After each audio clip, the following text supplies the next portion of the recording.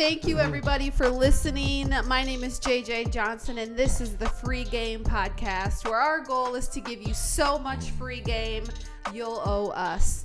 The Free Game Podcast will cover all areas of life and business. We'll throw in a little love talk, too, because that's always fun. I guess I didn't think my first episode of my podcast would be in my dining room.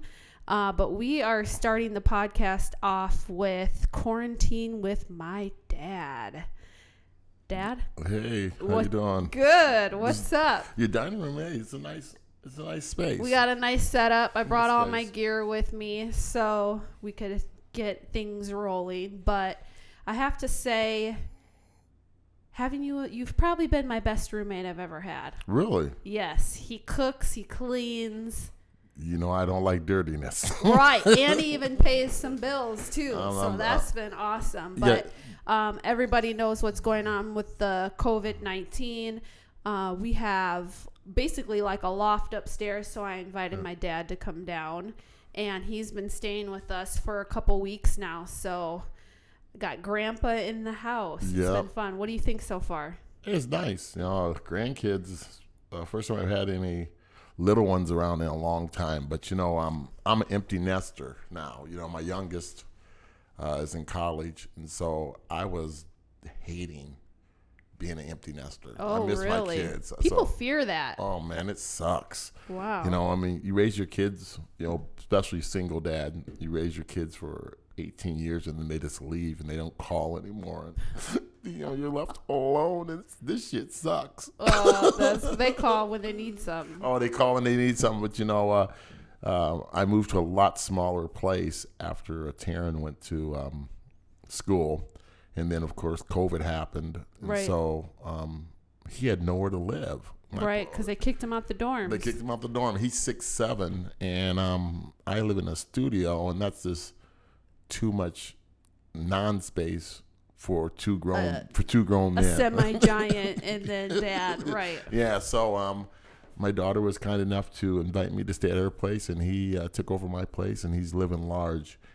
He's not having no parties. He's a good kid. Right, bachelor life. He's got his own place. He loves that. Right. He loves that. Okay, did you even tell the people what your name is? Dad. Okay. Okay, Mike. And then how many kids do you have, Dad? I have one, two. I have to count them. See, I'm so old. I forgot how many kids I have. Oh my God. I have 3 girls and 3 boys. Oh, okay. So you got a house full. Yeah. And if you guys don't know a lot about me, this is like my Earth dad. Yeah. Right? Not my birth dad, but my Earth dad. That's cool. I like that. Earth dad, not your birth dad. Right. And I met you when I was what, 5? 5 years old. So it's been a long time. Am I the reason why you have gray in your beard? No, you all my kids are the reason for the gray in my beard. I ain't gonna lie. All but Taryn. Taryn's the perfect child. But Shout out to Taryn. But he's the youngest, so he's learned. He's observed. He's a good observer. He's like, you know, I'm not doing that. I'm not doing that. No, I'm not sneaking out the window. Nope. I'm not doing it. I love when I see like kids growing up that are very observant and they listen. I'm like, oh my gosh, you're gonna go far. Because I was the exact opposite. Oh, so you sure were.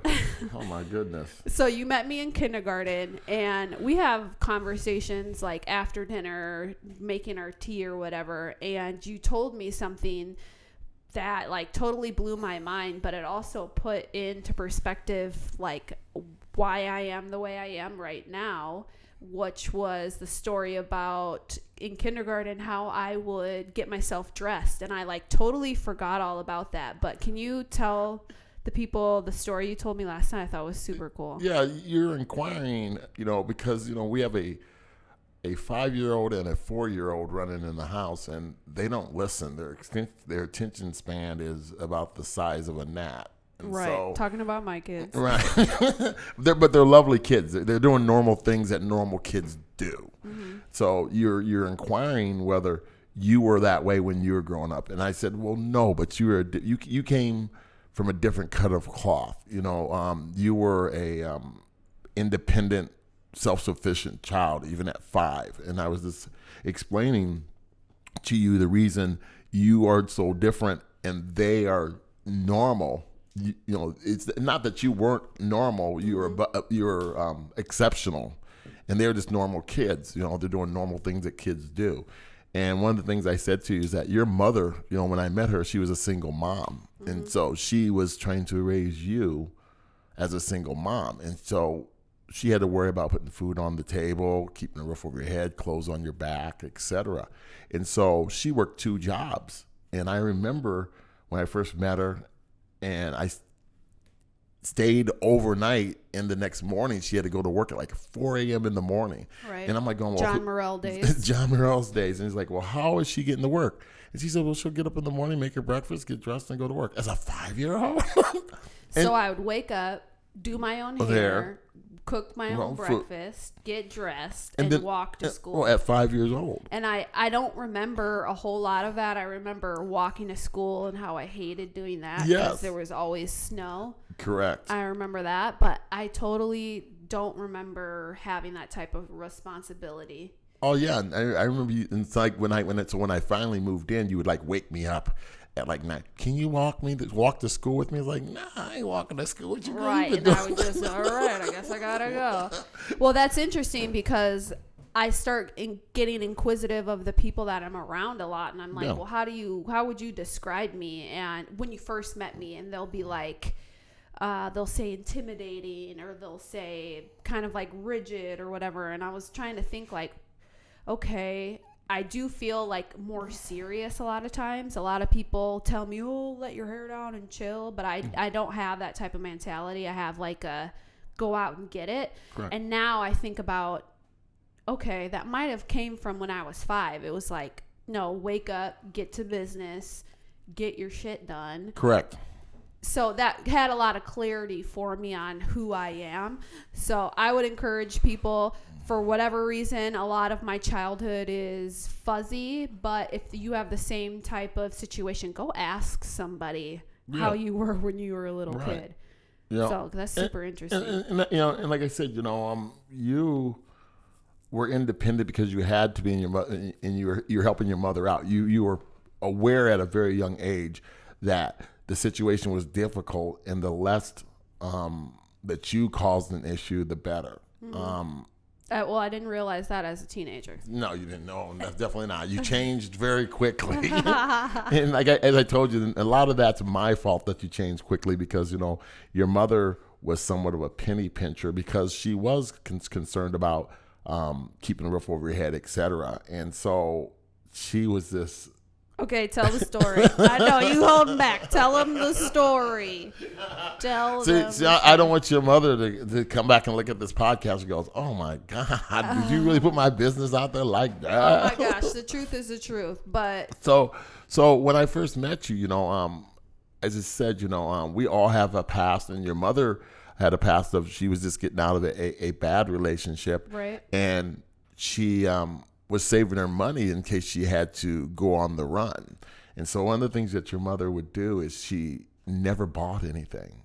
She got everything secondhand, out of the dumpster, whatever. And she had this little yellow, I think it was a Skylark with a white vinyl top. Yeah, vinyl top, but it was like canary yellow. I think I remember that. And I remember you hated the car because you didn't like to go anywhere. Like you didn't want her really dropping you. And that's another reason you walked to school, because you didn't really like her dropping you off in that car. That's funny. I feel like I remember the door opening, like door opening. The door would, exactly, the door. And it was a raggedy car. But your mother, to paint the car, it would like rust out in the winter time. And so she would go get a can of like home paint, the gallon of canary yellow, and she would go out and she would paint the rust spots. Right. And she would just decorate her house, or she would get essential items like a table she would get him out of the dumpster, you know? And I was sitting at home one day. I had not known her very long. I think we have known her for like a month before I moved in. This is back in the day, you know, when you had that date that never left. Yeah. You know? I'm familiar, you know, unfortunately. They come over one night and then they just never leave. You know, I was one of those dudes, you know? And so I'm into it about a month, you know, and getting to know you and your mom. And she goes to work one day and her bank statements come. And I open the bank statement. Being nosy. And she had like $70,000 in the bank. Like cash. I'm like going, this lady's living like Skid Row and she has 70 grand in the bank. What the hell? So I sat home all day and I waited for her to get home, you know, because you were like wearing hand-me-downs. You had the raggediest shoes. You just had your clothes. I mean, you had those shoes that were talking because the heel, the top part of the shoe and the bottom sole broke apart, so they would flap as you walked. It was pretty bad. Gosh. You were looking, you look like ragamuffin. I think that's what we used to call you. You were ragamuffin. Not anymore. And so your mother comes home, and I go, what the hell do you have all this money in the bank and you living like this for? I mean, she didn't live dirty. She lived very clean, but everything was secondhand, used, or got from the dumpster or off the side of the road.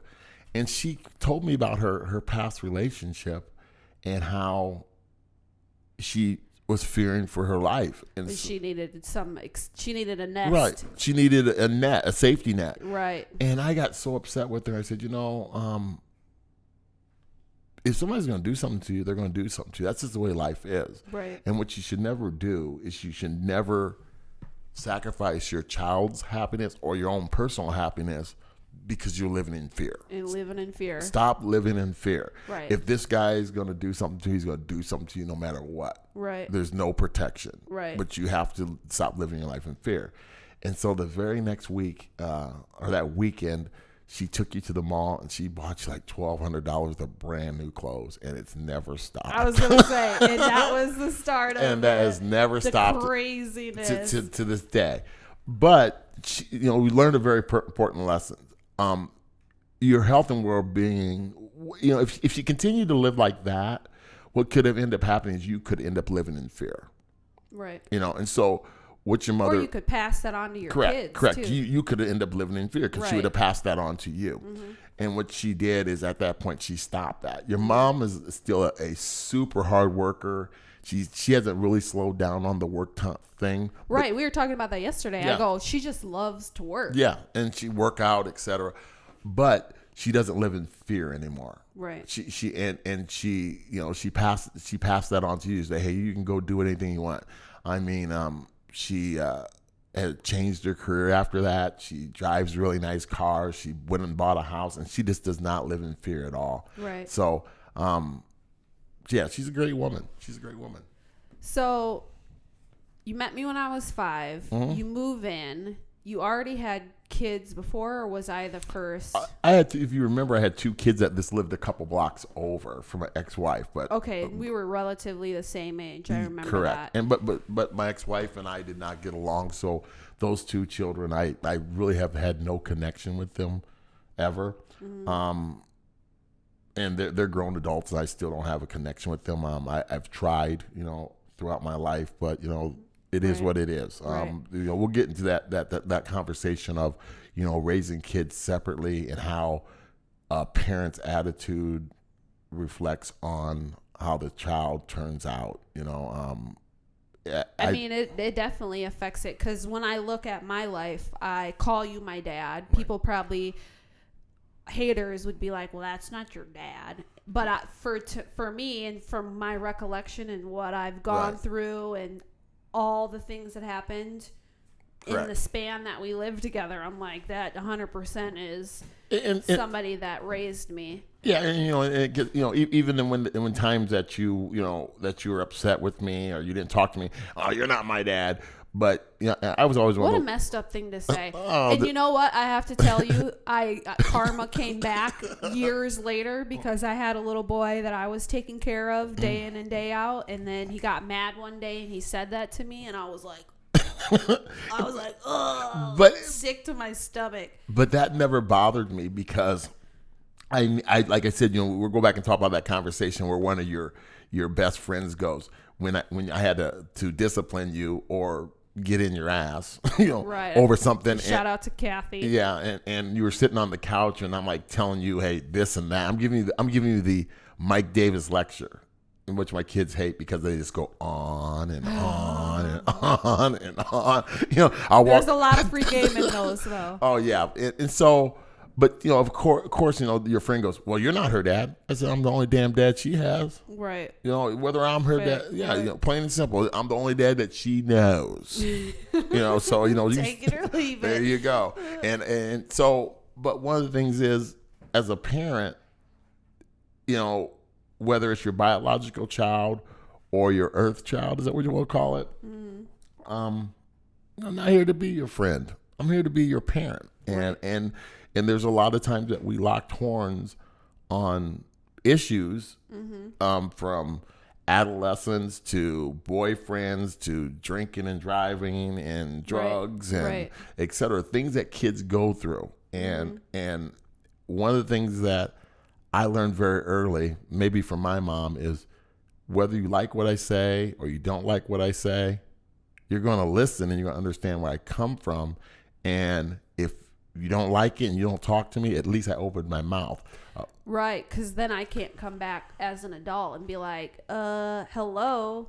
Like, why didn't you say this? Correct. Why didn't you tell me? Now, there is one thing I did think of that maybe I didn't catch on, or maybe you didn't make clear to me, was that men tell you whatever you want to hear. Oh, yeah. Did you tell me that? Yeah. Men, as far as in relationship, yeah, men going to say whatever he need to say. Did you tell me that? Yeah. How did I miss that? Men are going to do whatever they are. They're manipulative, to a certain age. We're animalistic people, so we're gonna set every trap we can for you. Oh my gosh. We're on the hunt. See, now I'm setting up like a school setting with the girls, and I'm gonna be like breaking it down so you really understand this area of life, because that in itself, if you don't have that niche down as a woman, you can destroy your whole life. You sure can, and that's but you know what? It's also something you have to go to, because no matter what dad tells you or no what advice you get, one of the first things that kids say is, you don't know. You don't know. It's a different age. It's a different time. And I tell my kids all the time, it ain't a different time. It's just a rerun. Did you see that new episode of The Cosby Show? No. That's because they ain't none. They all reruns. You know what I'm saying? Gosh. I'm telling you. That's all life is a bunch of reruns. Everything that you went through, I've gone through. Right. And a lot of times when I give you advice, it's because I've already made those mistakes in life, and I'm just trying to prevent you from making those mistakes. Whether it's, one of the things about what kids don't understand, everything that you've gone through, I've been there. And as Isis in Pharaoh grows, when Isis is 13 years old, she's going to go through the exact same things you've gone through. She's going to have her first boyfriend. He's going to have her first heartbroken. Yeah, talking about my youngest daughter, Isis, right? She's going to want to try drugs. She's going to want to play follow the leader with their friends. Right. Her friends are going to be more important to you. Right. I can't stand you, Mom. This is my best friend. This is my ride or die. And you're looking at her like, you are a goofy, silly person. And by the time Isis is 25 or 30, that ride or die is gone. She has her first child, and she's calling you talking about, you was right. Right. One of the things I tell you, and I've told my son, and I think you, as a matter of fact, when I was going through it with my son, I actually was going through it with my son, because I think Ethan called me and told me, or maybe you called and told me. Shout out to Ethan. Yeah. And love you, bro. love you, son. But I remember we were going through something, and I think I had talked to you about what we were going through, and you get on the phone with him, and he said, hey, Ethan, I know Dad's hard. I know. That nigga's hard. And I know he get on your nerves. And I know he'll talk your ear off. And I know he's just, he's uncompromising. But she threw the butt in there. Dad's never going to tell you anything to lead you down the wrong path. And that goes with every parent. If you have a good parent, Right. they're never going to tell you anything to lead you down the right road. Everything they tell you that you don't like is to lead you down the correct path, Right. to make you a stronger human being, whether it be a male or a female. That's what they're trying to teach you. You know, hey, do not get in cars with people who've been drinking. Right. Hello.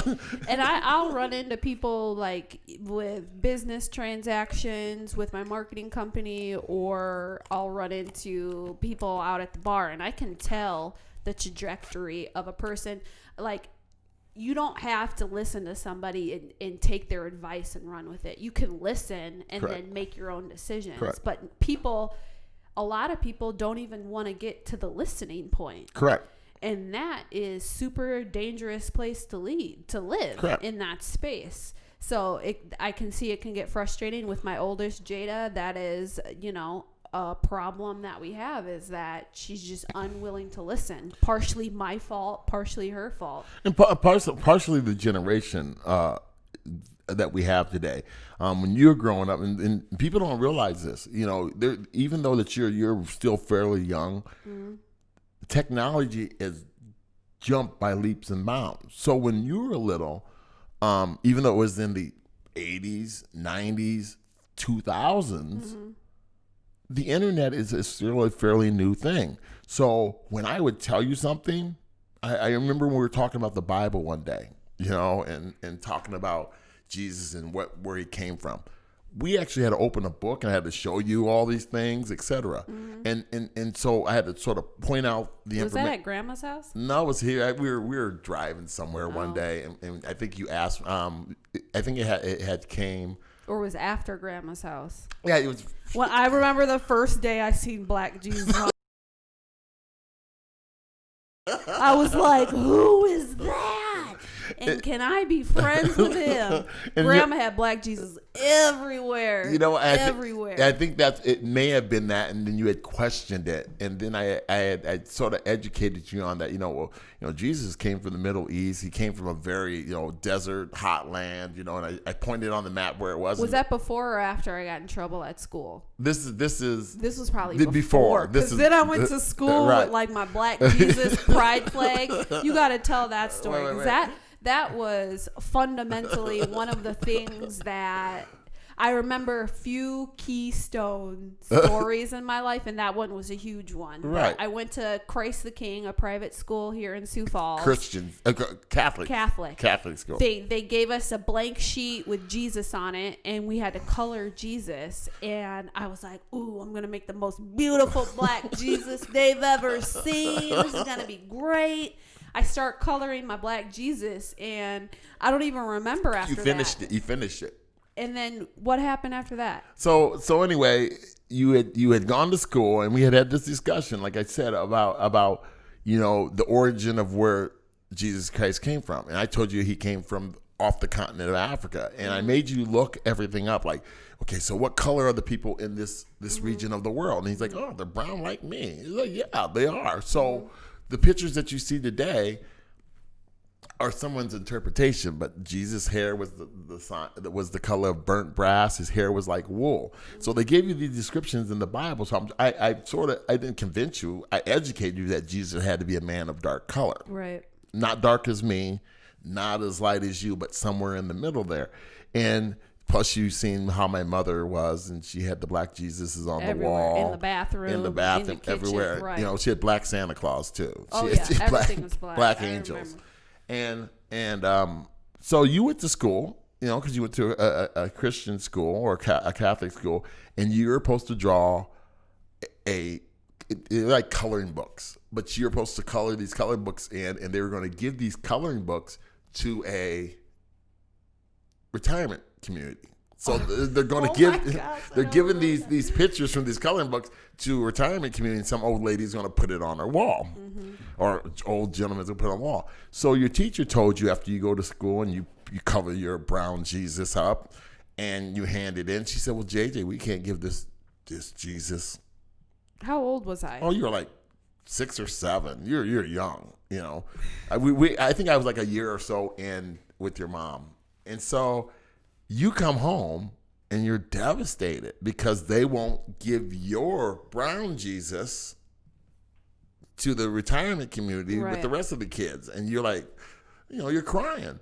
And I was like, what you mean they won't give you, can't tell you? Oh, they won't let me do it because I'm colored by Jesus Brown. I was like, Crying, I remember oh, that. I was crying. And then I seen you, and I'm like, oh my gosh, she's about to go to the school and freak out. We're at dinner. Yeah, we were having dinner that night. And I said, you know what? I'm ranting and raving around the house. I said, you know what? Hey, tomorrow we're going to resolve this.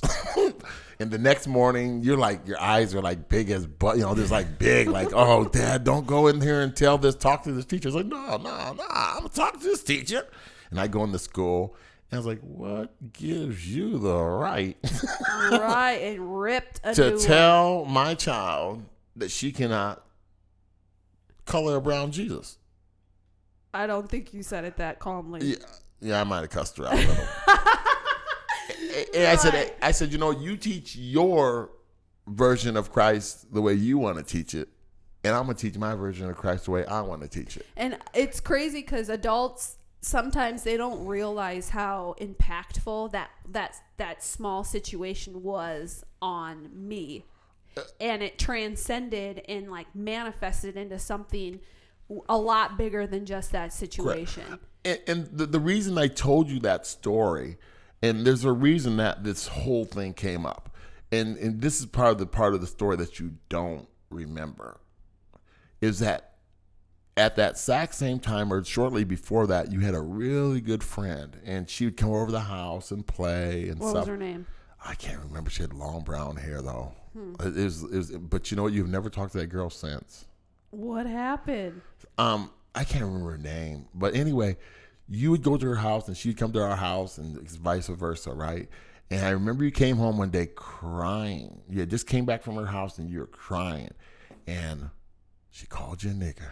I don't say the N word. I'm gonna say the N. She called you a nigger, and you weren't too sure what it meant, but you knew it was something bad.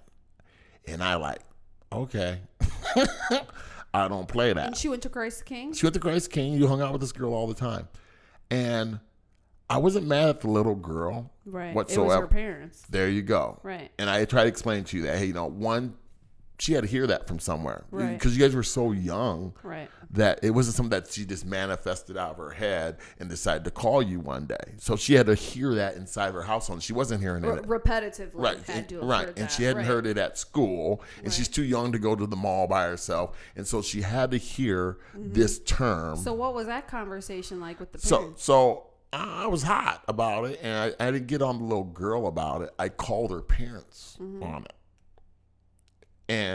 but it made you feel inferior to her. It made you feel ugly. It made you feel all these feelings. And so then the Jesus conversation came up. That makes sense. And I was trying to tell you. And then I get headed with some negativity with that too. What I end up telling you is that we as a Black people have done so many things, but our history has been hidden. From the cotton gin, or as we talked a couple of weeks ago, we were talking about Jack Daniels, right? And how that's a great story, right? Where Jack Daniels is sold millions and millions and millions and millions of dollars worth of alcohol. Right. They think Jack Daniels was the one who created it, right? When it was a Black man, correct? It was a slave who created it, right? It's like the blacksmith, in the slave times did everything. They did everything, and so if he needed to create something or fabricate something, he had to do it.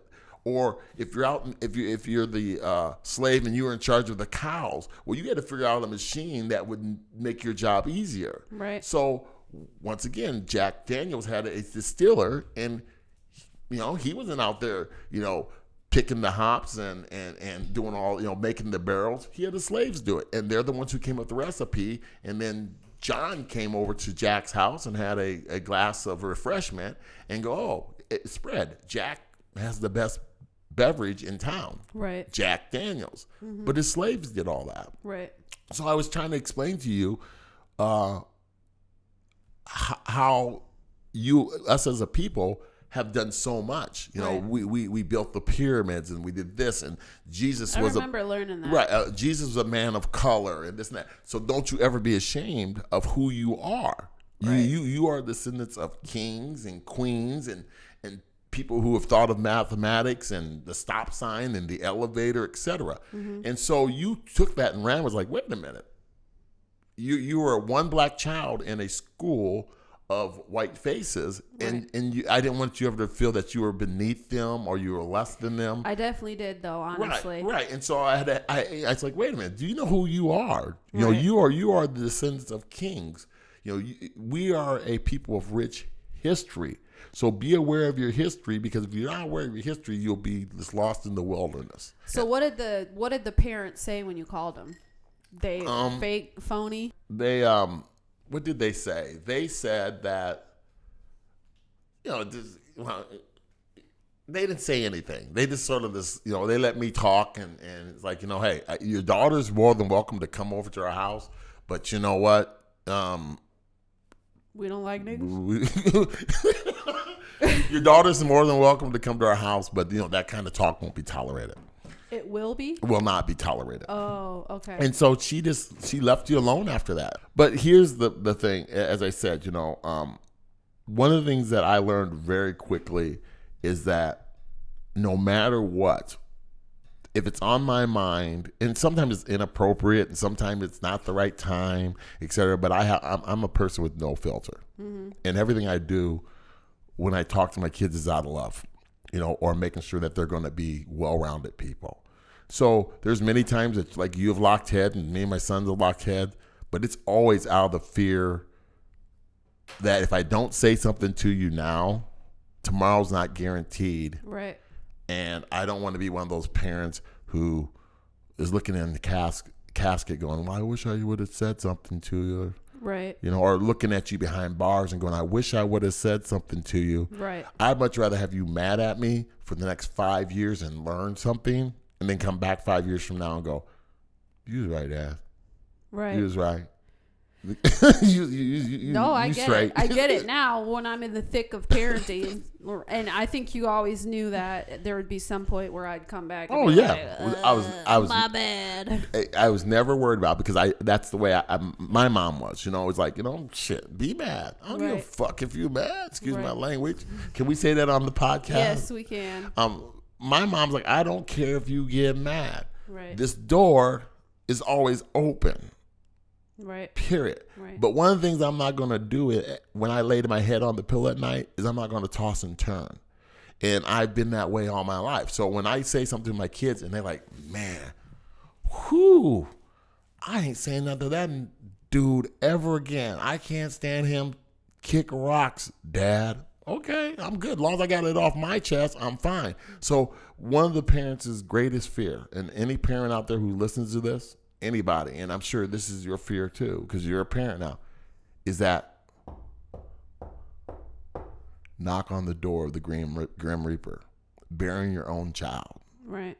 And it comes to you immediately after the first breath.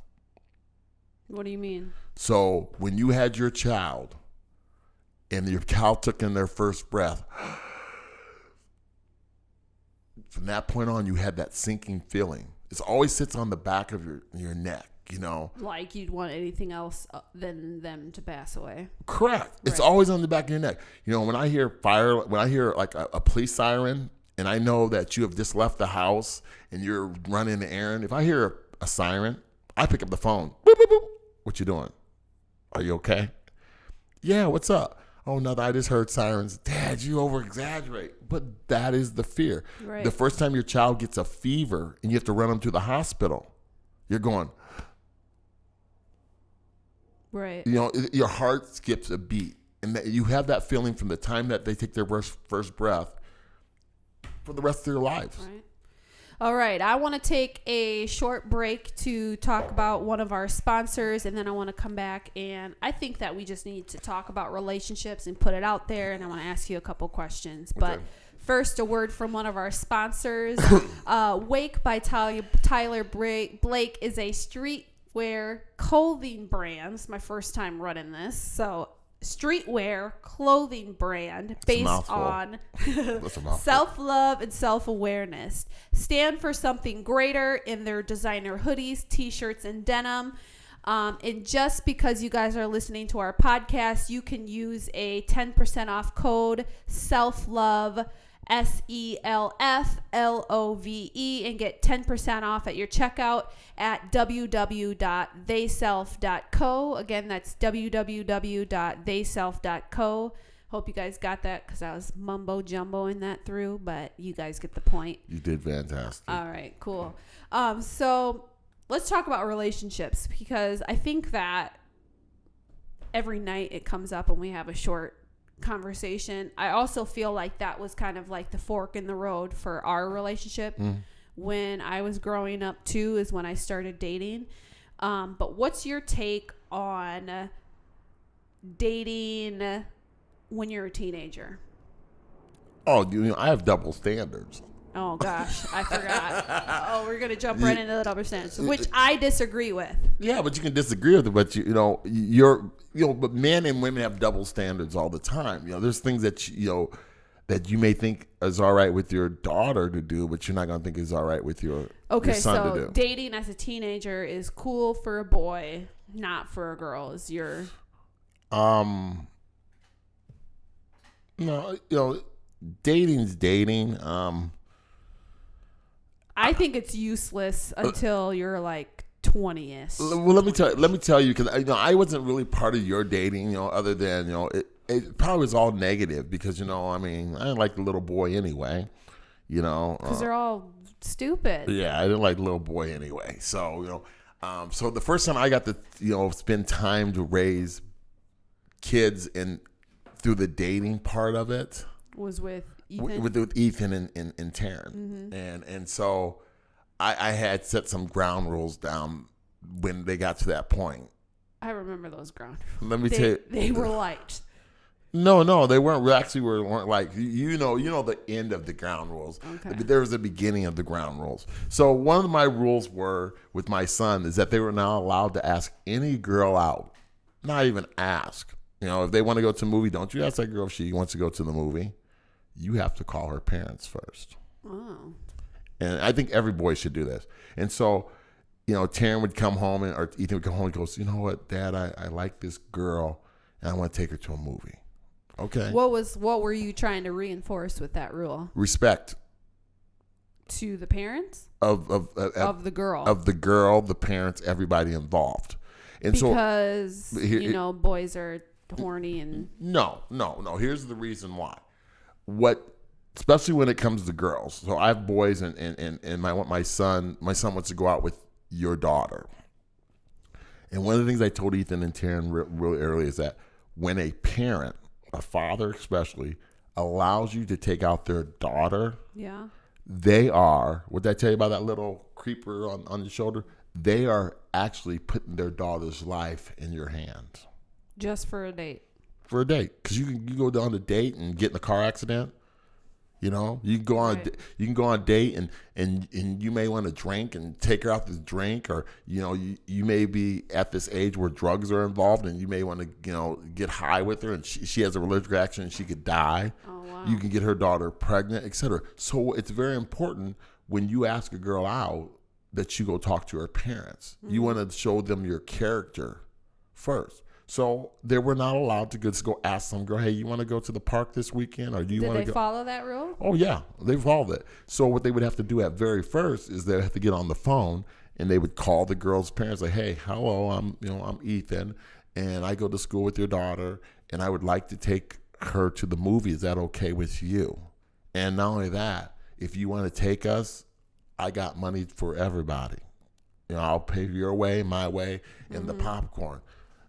But show the girl's parents that respect. And, I've never had a parent ever come back to me and tell me that the boys were inappropriate. Oh, your kids are so... we thought that was amazing. Mm-hmm. Well, I'm old school. Right. Sure, there were times where, my sons did crazy things like sneak out the window and walk across town. I didn't say it. I didn't say it. I didn't say it, son. I didn't say I try to keep your business up out the street. But, so, that's important, on the first date. People don't do that no more. Everything is texting. I used to get mad at the kids about that too. He's like, who are you seeing? Well, I'm seeing, Mindy. Well, what does Mindy do? I don't know. They just text him. Yeah, what's her family do? I don't know. What's their birthday? I don't know. I was like, come on, I'm from the old school where we used to be on the phone. And that don't go down right, anymore. with the extension cord that went through the whole house. That's funny. Where you would like talk all night long, and then the radio would be playing. You put the microphone by the radio and go, "Hey, girl." Oh my gosh, I remember when I got my own phone line upstairs. I remember you got your first cell phone. We put it in a box and we called it. It was for a Christmas present, I think. It? Yeah, you got. That's funny. That's funny. Okay, but where's the double standard now? So. Well, the double standard is that, girls should have curfews and boys should have curfew too, but boys' curfew will always be later. No. How can you say that when mature-wise, boys are less mature than girls? This is, once again, we've had this discussion. Girls are much more mature. But still, that's my baby girl. Plain and simple. I mean, boys will be boys. Oh my gosh, I know. We talked about that too with like sex, and you're like way more lenient with the boys, and you're like, well, what are you gonna do with your son? And I'm like, he'll have the same rules. No. I mean, there won't be the same. That you can't talk the same way to a boy and a girl, but I would hope that we would have the same level of standards on how we're handling and conducting ourselves. Because for me, even sex, when you're a young person, boy or girl, is too powerful for people to make rational decisions. True. So I'm agree with you on that. Oh my gosh. So you just need to wait until you're actually prepared for that. Well, when are you prepared? Yeah, I think it varies with each person. I think that if you're able to communicate to people when you're frustrated, and you can communicate and have conversations when your emotions and do that calmly, then maybe you're ready to have that type of an intimate relationship. If you're not, if you're a man and you're not able to tell people how you feel with the woman and be sincere, then do you know we would have no kids until the kids are like 40? We have lots of old ass parents walking around. That might be what we need to do. Because let me tell you, men are not really, in my opinion, are mature enough for anything until they're in their late 30s or 40s. I'm starting to learn that. Just because. Is that science or is that? I think it's a cruel joke, like God, to be quite honestly. Think about it. Guys are in their prime between the age of 18 and into their 40s. Women don't hit their prime until they're in their 30s and beyond. And so, what do you mean by prime? The sexual prime, this like everything, relationship prime, everything. Guys are going to start settling down around their 40s and 50s because they don't want to die alone. Women just getting started in the 30s and 40s. They come into their own at that point. And I just think it's backwards. It's like, right. Okay, so I'm tired, I can't get up, I'm just I don't want to be up all night, and you're at the same age and she's 40 going, are we going to you're like going, right. Guys like, I'm tired, girl, I've been working all day, I'm done. And you're like, well, ain't I attractive anymore? Yeah, it's just I'm tired. So that's the cougar thing. Girls go for the younger guys. Yeah, because everything's flipped. Interesting. Do you believe in monogamous relationships? I don't. I don't. But once again, I'm just that. But you've been married multiple times. I've been married multiple times. And I've been divorced multiple times. Right. What I think is, and this is what I've learned, the older I've got, is honesty is the best policy, is to put it all on the table. Right. One of the things I do now when I date is I put it all on the table. And I don't have time to waste time, for one thing. I'm in my 50s, and I'm not going to waste time of lying and hiding stuff. I'm put it all on the table. If that's not for you, then as a grown woman, you can make grown woman choices. Right. And if I give you A, B, C, and D, and you're like, I don't know about all that. You nasty. Guess what? You're a grown woman, and you can do what? Make your own mind up. Decide what you're gonna do. Bye. Thank you. But the crazy thing about women is they'll know that that's not what they want, and they'll still say, okay. But on that choice, once again, you can't come back and bite me on that because I put everything on the table. That's one of my things is talking about taking self-responsibility. I'm gonna tell you another story about one of my children who had a relationship and it went south. Are you talking about me? No. I was like, because that's definitely so first I'm gonna ask this question: do you think sexting is cheating? Yes. Sexting is cheating. Yeah. Okay. It's clearly cheating. Yep. There's no physical connection, but it's cheating. Yep. Even if the person lives on the East Coast, you on the West Coast, and you're sexting. Because if that sexting gets good, you jumping on a plane, train, or automobile. So sexting is cheating. It's the gateway drug. So one of my kids is dating, and he's dating this young lady for, I don't know, like a year or so. A long time when you're a young person. Yeah, about a year or so, and he gets caught sexting.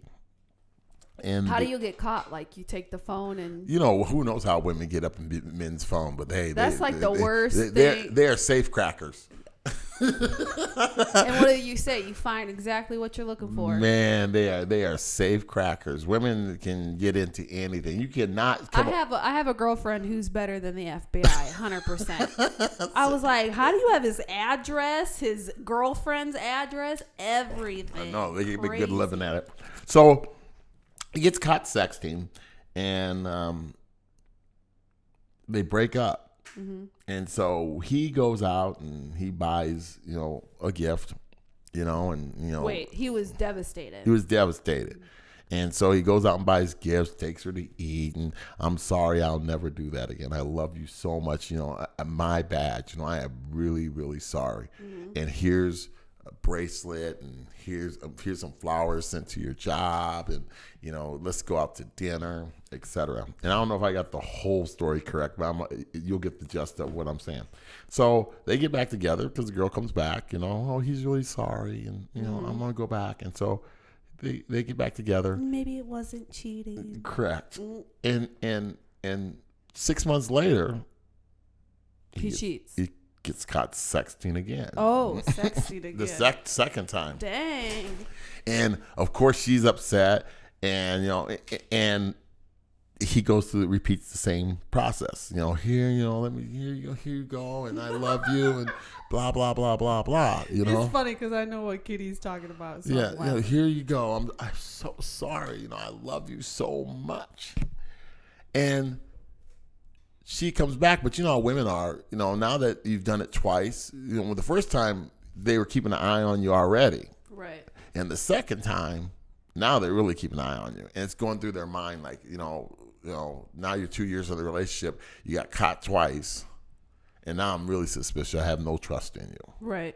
So they break up again, and this is right before I became an empty nester. Both my boys were home, but it was just me and them. I was no longer married. And so now, one of them's old enough to pay bills. So now you know who it is. Old enough to pay bills. So we're sitting at the dining room table, and I'm going over bills. And I'm writing down the bills. And I look at him like, hey, yo, man, can you go ahead and take care of this bill for me? Because you have a job and this and that. And he's looking. He's like, his head is like on the desk like you'd be at school, like laying it down. And he looks up at me, tears rolling down his eyes. And he literally melts out of the chair. He sort of just like what? Like one of those cartoon characters. Those cartoon characters melts out of the chair. And you had no idea what was going on? I knew what was going on. Oh. Yeah, he had already told me that she had broke up. Oh. And so he's I'm just trying to get bills paid, and he's moping around the house. And this particular day, he's sitting in a chair right across from me. And I'm like, can you pay this bill? And he looks up, tear rolling down his eye, and he literally slithers out of the chair and onto the dining room floor. Bro. Wait, come on, don't. Onto the dining room floor.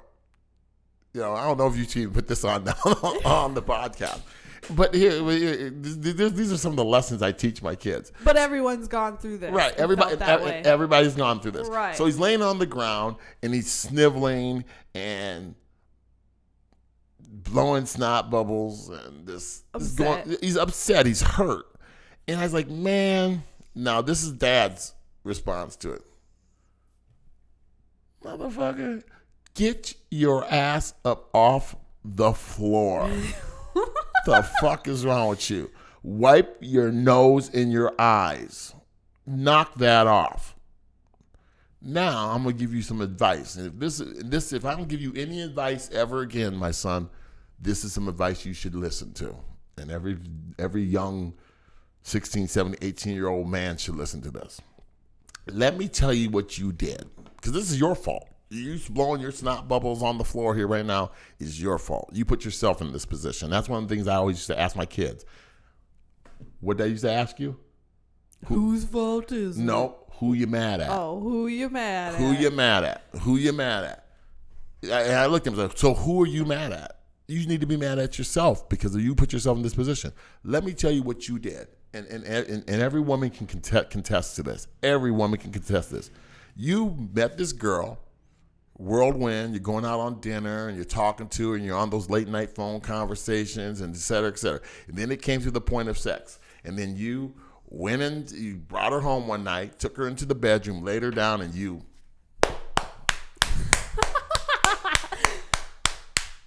Okay, we got it. Wait.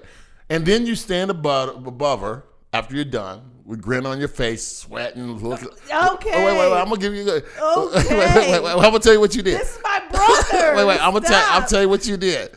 Shining like a golden god, looking at her, looking at your work, and then what you did, son, like all men do, is you took her head and you laid it on the pillow.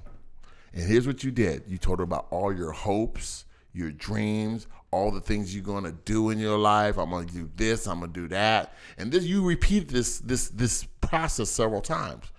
Unbeknownst to you, son, you was making promises. Because somewhere during those conversations, we call it pillow talk. Those dreams that you had became her dreams. So when you say you're going to live in the big house, see, that's what I'm saying. Sex is powerful. Right. You add that together with that, and then you get a crazy biatch. Correct. And so if you said you have a big house, guess who was in the house? She was in the house. She saw herself in the house with you. Right. If you say you're going to be on the stage, she saw herself backstage. But not once during those conversations of pillow talk did you ever tell her that you're going to start sexting other females, that you're going to start cheating, and you're going to start being dishonest. Because if you did, then that would be her fault. So what you have now done is you presented her with two motherfuckers. The motherfuckers with the great dreams over here and this new motherfucker that showed up on the scene who cheats, has no self-ambition, don't want to do shit but laying around and scratch his nuts. Well, how do you get from that to that, though, as a man? I'm going to tell you. So, you did this to yourself because now what you're doing is every time you do, this new nigga shows up, this new dude shows up, and fucks up, what he does is he comes and presents you with gifts. He presents you with the Band-Aid. Mm-hmm. What a woman sooner or later does is says, you know what, wait a minute. I know this dude over here. This dude is the one who presents gifts and talks a good game and repeats. What happened to this brother over here that told me all these dreams? He gone. So she don't want this new brother. So you can sit there and cry because that's what this new imposter does. He cries, blows snot bubbles, gives you gifts, and says, I ain't gonna do it again. Mm-hmm. She's seen him. She don't want him no more. So what you need to do is you need to find the brother who was at the beginning, the one who offered you all these, that was offering all the luxuries, and she'll know the difference. So you may not get her back today, or tomorrow, or next week, or a year from now, or even 2 years from now. He got her back, too. He sure did. But here's one thing I will tell you, that women always watch from afar. They're always watching. Meaning, you could be out at the club or doing a show at the club, and you out at the club or having a party and this and that, and her best friend shows up and sees you. Hey, how you watching? How you doing, girl? Well, I'm doing good. But if you see, no, I ain't seen something. But as soon as that girl leaves the club, who's the first person she gonna call? The girl. I almost said her name. It's gonna call the girl. Right. Guess what? I saw. Did you? What's he doing? Nothing. Who is he with? I don't know. He went with nobody by himself. He ain't seeing nobody. Mm-hmm. And the next time that you see this girl, she gonna show up maybe at one of your parties or one of your shows with a date. But she ain't with him. Guess what she's there to do? Watch. See what you doing. Because now she sees you starting to do the things that you were doing when she first talked to you. So Right. you have two choices, son. You can sit there on that floor and blow snot bubbles and cry, or you can get back up and do the things that you said that you were going to do. You can keep those promises. And she's not going to come back, and she's not going to, break down until you start doing those things. Yeah, he went and wrote the best music he ever wrote. He went and killed an album. He went and did all the things he needed to do to get her back. Right. And then it ended up not working anyway. But that's the way life is. Right. That's the way life is. You win some, you lose some. Right. But did he learn from the experience? Yeah, he learned. It made him a stronger man. Right. It made him to be a person of his word. And maybe the relationship didn't work out, but him growing into a man is working out. Part of the process. It's part of the process. Right. And that's the process. Painful process. It's like when you're going through your thing, and your mom used to cry like, well, blah, blah, blah. And I used to tell you, and you're like, oh, Dad, you don't know.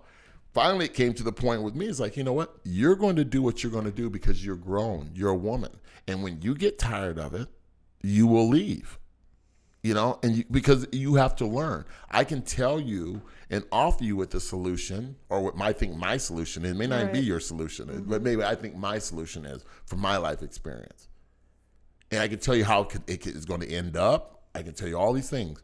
But until you go through that experience yourself, then it doesn't work. But one of the things that I hope that usually happens, though, is that you'll even if you don't listen, that as you're going through the experience, that you will learn, or a switch will turn on before it becomes a dangerous situation. Right. Before you cross the line. Right. Before the damage is irreversible. Boy, I walk right up to that line. Every time I walk right up to that line, and I'm like, might be okay.